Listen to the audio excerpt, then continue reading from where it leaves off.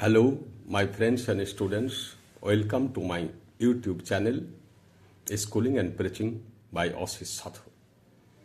On the occasion of the birthday of Swami Vivekananda, I am going to discuss about Swami Vivekananda in the English language. My discourse can be regarded as an essay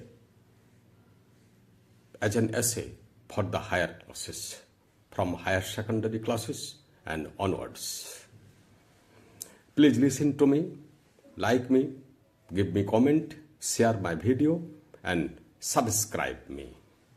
Now listen to, and if someone wants to write down it in your notebook, you can do that.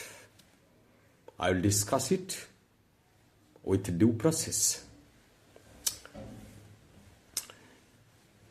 In the language will be somewhat difficult because it is for the higher classes. In the galaxy of great men that India has produced in the course of its more than 4,000 years of recorded history, Swami Vivekananda shines as a illuminary of the highest magnitude.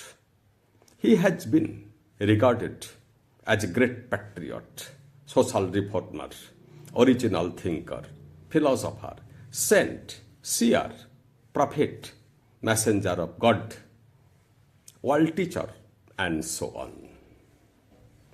He was all this and more. For Swami Vivekananda was a multifaceted genius who contributed in manifold ways to the welfare, progress and elevation of humanity. He was also unique in being the first world teacher to work among the people in both India and the West, and to be loved and venerated as a spiritual leader in both parts of the world. If you want to change the paragraph, you can do that. The latter half of the 19th century marked one of the great watersheds in human history. Medieval beliefs, values, and ideals were losing ground, and the 20th century, with its spectacular achievements in science and technology and radical social political changes, was about to be born.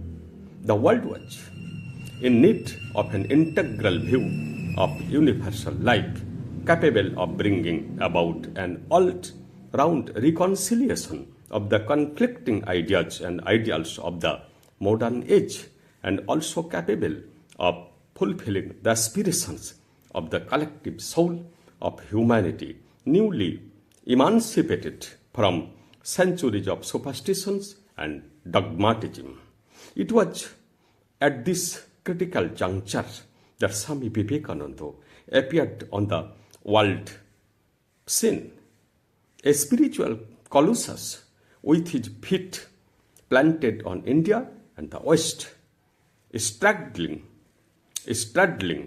civilizations and unifying millenniums in the sweep of his vision, with his heart open to the whole humanity. Third para. On the part, however, Swami Vivekananda regarded himself only as a forerunner of Sri Ramakrishna's mission on earth, as a messenger of his master, as an interpreter of the significance of his life, as a channel for the power of the avatar of the present age. Indeed, as the fiery orator and political activist of pre-independent India, Bipin Chandra Pal pointed out more than 100 years ago, the life, mission and message of Swami Vivekananda are inseparable from those of Sri Ramakrishna Dev. Swamiji had a twofold mission, one to India and the other to the West, that is the European countries. As regards the former, it is a well recognized fact that Swamiji was one of the main architects of modern India. There is hardly any field of national life to which Swamiji has not made a significant contribution. In the first place, he helped to create a collective national consciousness, a true Indian identity beyond the regional and caste identities of Indians which had prevailed till then. At a time when the leaders of society were busy with widow remarriage and abolition of idol worship, Swami Vivekananda rose and pointed out that the primary cause for the downfall of India was the neglect and exploitation of the poor, downtrodden masses. Swamiji was the first leader in India to speak for the masses and later on to take political steps for their upliftment. As regards those who belong to a higher classes and caste, Swamiji saw that two kinds of work needed to be done. One task was to awaken and sensitize their minds to the pitiable condition of the poor masses and to inspire them to take up services, activities for their upliftment.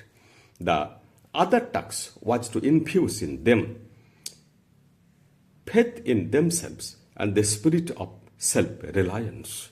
In those days of the 19th century, when India was under colonial rule, that is the British rule, the self-esteem and self-confidence of Indians were at a low ebb, and educated people looked up to the Western people with admiration and for favors.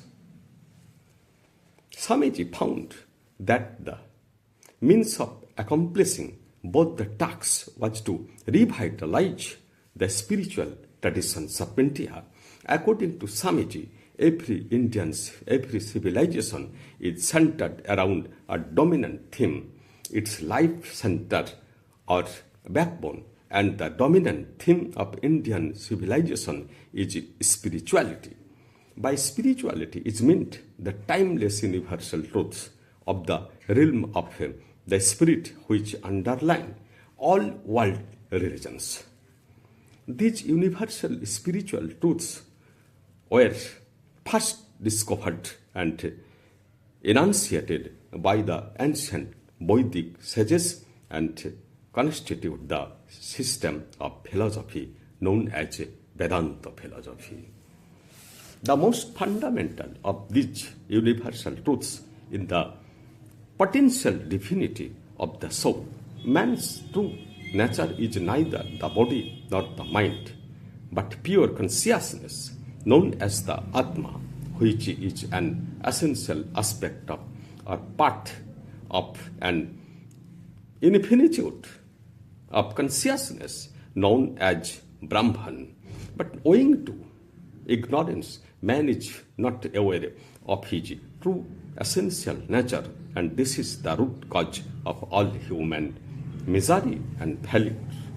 By converting one's thinking and actions into the spiritual discipline known as yoga, the ignorance covering the soul gets removed and its potential divinity gets transformed, manifested. Thanks.